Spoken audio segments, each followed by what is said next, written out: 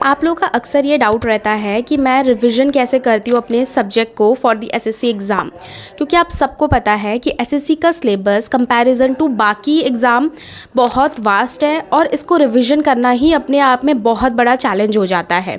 So basically मैंने हर subject लेना short notes बना रखे हैं, पूरे सिलेबस का नहीं, सिर्फ उन कॉन्सेप्ट का जो मुझे लगता है लास्ट मोमेंट पर रिविजन करने की ज़रूरत है। मैं सीरीज़ में ना 1 बाय 1 अपने हर सब्जेक्ट के शॉर्ट नोट्स आप लोगों को शो करूँगी। तो स्टार्ट करते हैं विद द इंग्लिश। तो आज की वीडियो में मैं अपने इंग्लिश का कंप्लीट शॉर्ट नोट शो करूँगी। आप लोगों को कॉपी बिल्कुल भी नहीं करना है, इसलिए मैं कुछ पीडीएफ वगैरह नहीं प्रोवाइड करवाऊँगी। बस मैं आप लोगों को बताऊँगी कि शॉर्ट नोट्स एक्चुअली बनाए कैसे जाते हैं, ताकि एग्ज़ाम से एक वीक पहले ना प्रॉपर चीज़ों को रिवाइज़ कर सके और आपको एग्ज़ाम वाले दिन कॉन्फिडेंट रहे कि हाँ, मैंने एटलीस्ट पूरा सिलेबस एक बार गो थ्रू कर लिया है। तो चलिए शुरू करते हैं। Start with the 60 rule of grammar. आप ऐसे ना 120 रूल का भी बना सकते हो। तो मैंने क्या किया, इसमें मैंने केवल ना हेडिंग लिख दी है। अब इसमें ना साथ में देखो मैंने टाइमिंग लिख दी है लेक्चर्स की। क्यों? ताकि ऐसा होगा कि जब मैं रिवीजन करूँगी ना, तो सपोज़ मुझे को ये नहीं समझ आ रहा है तो मैं इस वाले टाइम पे चली जाऊँगी और जाके देख लूँगी कि एक्चुअली यहाँ पे क्या बताया हुआ था। तो ये होते हैं शॉर्ट नोट्स। प्रॉपरली मैंने बस हेडिंग लिख ली है और इसको मैं मात्र 15 से 20 मिनट में रिवीजन कर लेती हूँ, क्योंकि मैं तुरंत देख लूँगी हाँ ईच एवरी वाला क्या था। तो इसमें सिंगुलर लगता है, इसके प्रोनाउन सिंगुलर होते हैं, तो ऐसे करके हमें देखना पड़ेगा। फिर इनके 1 बाय 1 यूज़ तो मैंने छोटा सा यहाँ पे लिख दिया कि विच तब करेंगे जब एडिशनल इन्फॉर्मेशन होगी, और डैट कब करेंगे जब फैक्ट या फिर किसी आइडिया की बात की होगी। तो ऐसे करके छोटी छोटी चीज़ें आपको लिख लेनी है, इसे कहते हैं शॉर्ट नोट्स।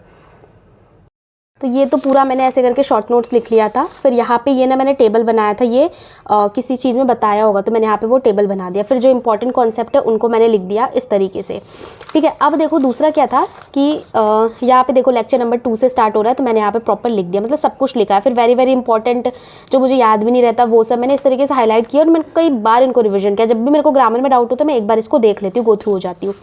इसके बाद 60 रूल तो खत्म हो गए। फिर ये पीछे पेज खाली था, तो यहाँ पे मैंने ये वर्ब लिखे। एज ये वर्ब आपने देखा होगा, इनमें बहुत ज़्यादा कन्फ्यूजन होती है, जैसे लाए, ले और ये वाले कम आते हैं, लेकिन जब भी आते हैं तो कोई नहीं कर पाता है, क्योंकि ये बहुत कन्फ्यूजिंग वाले होते हैं। तो वो मैंने सारे इकट्ठा यहाँ पे लिख लिए हैं।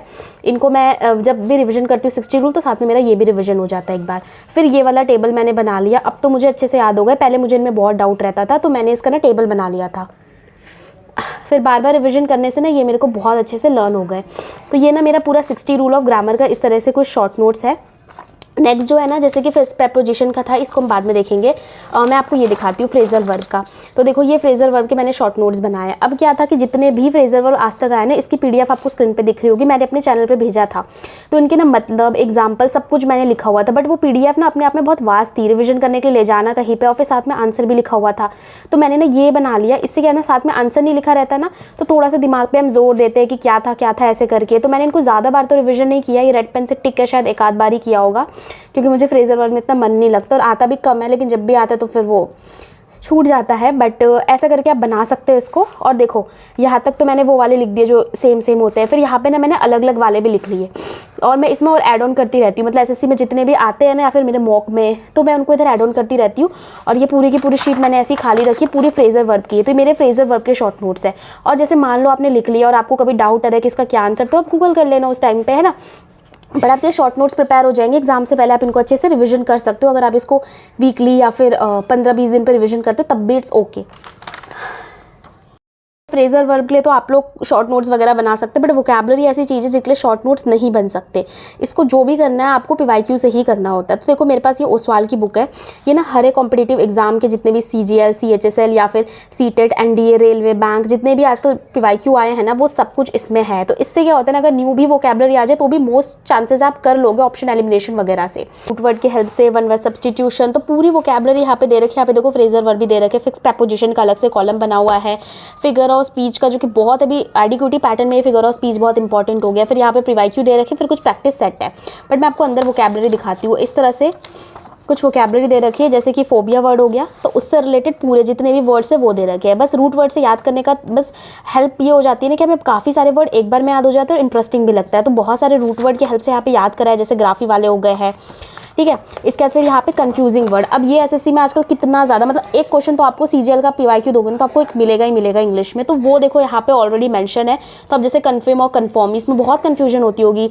जैसे इसमें पहले रहती थी तो ये कंफ्यूजिंग वर्ड जो है ना, ये आपको होमोनिम में बहुत ज़्यादा हेल्प करेंगे। जैसे ये वाला क्वेश्चन एसएससी में इसी बार आया, ये इलिसिट और इलिसिट वाला, तो ये वाला आया हुआ था डी वाला, है ना। तो ये आपको हेल्प करेंगे बहुत ज़्यादा इसमें होमोनिम वगैरह में। नेक्स्ट जैसे फ्रेजर वर्ब का सारा इकट्ठा ही है, तो आपको अलग से अब नोट्स बनाने की ज़रूरत नहीं, इसमें सब कुछ मेंशन है। तो वोकैबुलरी के लिए आई थिंक आपको एक पीवाईक्यू बुक में तो इन्वेस्ट करना ही करना चाहिए। आपके पास अगर कोई ऑलरेडी है तो उसी को रिविजन करो, जो डाउट हो रहा है उसको स्टार मार्क कर दो, जो लर्न है उसको छोड़ दो, लेकिन एक पीवाईक्यू बुक आपके पास होनी चाहिए। और नहीं है तो आप ये ओसवाल की बुक ले सकते हो, इसका लिंक मैं डिस्क्रिप्शन में दे दूंगी। And for the extra discount you can use my coupon code which is Preeti 10, तो आपको एक्स्ट्रा डिस्काउंट मिल जाएगा। अब वीडियो में आगे चलती है। मैंने ना फिक्स प्रेपोजिशन के भी शॉर्ट नोट्स बनाए थे, तो ये ना मैंने 6 घंटे की वीडियो थी रानी मैम की, मैंने वहाँ से इसको किया था। उसमें ना लगभग 400 क्वेश्चन थे और आई थिंक उसमें सारा पीवाईक्यू कवर हो गया था। तो मैंने जो आते थे वो नहीं लिखे, इसलिए आपको कॉपी नहीं करनी, जो मुझे नहीं आते थे ना वो मैंने इसमें सारे लिख दिए हैं।